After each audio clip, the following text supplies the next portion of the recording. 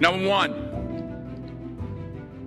put God first. Put God first in everything you do. Everything that you think you see in me, everything that I've accomplished, everything that you think I have, and I have a few things, everything that I have is by the grace of God. Understand that.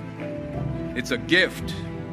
40 years ago, March 27th, 1975, it was 40 years ago, just this past March, I was flunking out of college.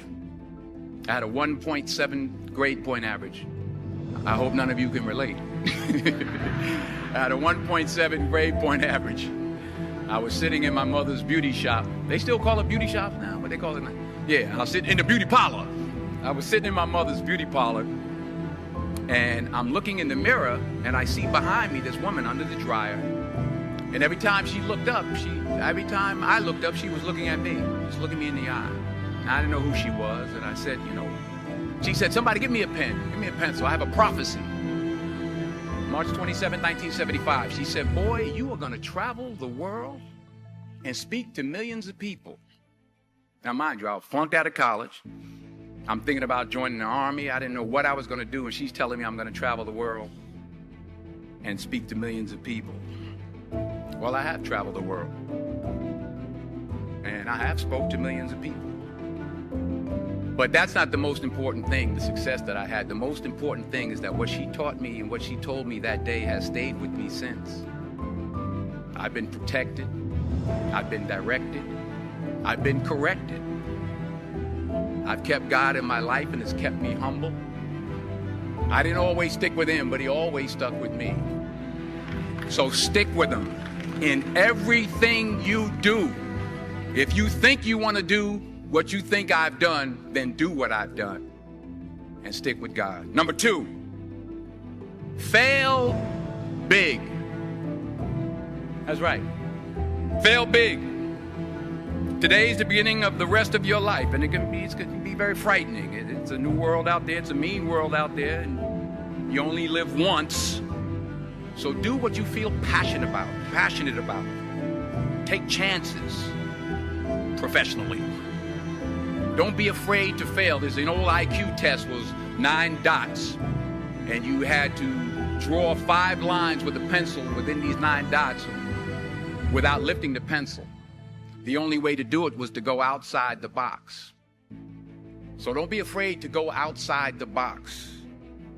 Don't be afraid to think outside the box. Don't be afraid to fail big, to dream big.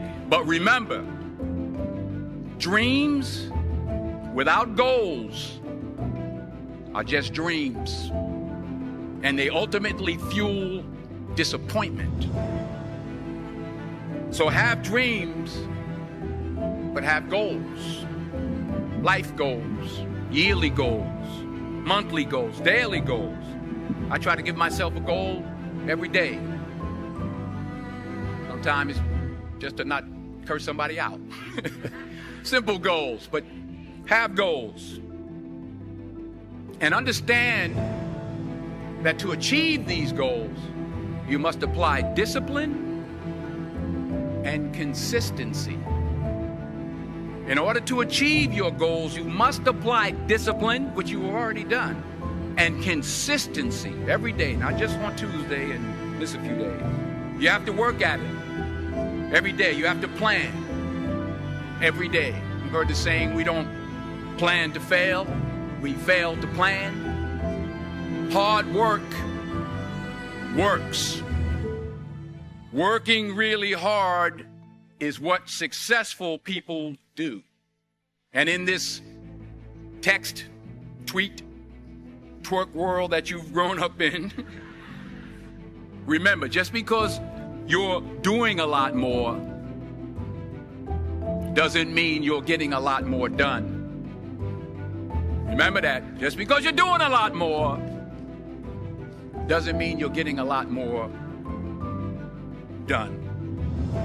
Don't confuse movement with progress. My mother told me, she said, yeah, because you can run in place all the time and never get anywhere. So continue to strive, continue to have goals, continue to progress. Number 3, you'll never see a U-Haul behind a hearse. I'll say it again. You'll never see a U-Haul behind a hearse. I don't care how much money you make, you can't take it with you. And it's not how much you have. It's what you do with what you have. We all have different talents. Some of you will be doctors, some lawyers, some scientists, some educators, some nurses, some teachers. Yeah, okay. Some preachers. The most selfish thing you can do in this world is help someone else. Why is it selfish? Because the gratification, the goodness that comes to you, the good feeling that I get from helping others, nothing's better than that. Not jewelry, not big house I have, not the cars, but it's the joy. That's where the joy is, in helping others. That's where the success is. Finally, I pray that you put your slippers way under the bed tonight, so that when you wake up in the morning, you have to get on your knees to reach them. And while you're down there, say thank you for grace. Thank you for mercy. Thank you for understanding. Thank you for wisdom. Thank you for parents. Thank you for love. Thank you for kindness. Thank you for humility. Thank you for peace. Thank you for prosperity. Say thank you in advance for what's already yours. That's how I live my life. That's why I am, one of the reasons why I am today. Say thank you in advance for what is already yours. True desire in the heart for anything good is God's proof to you, sent beforehand to indicate that it's yours already. I'll say it again.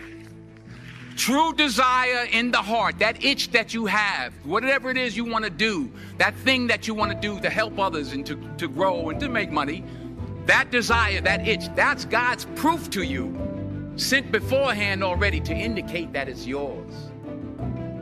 And anything you want good, you can have. So claim it.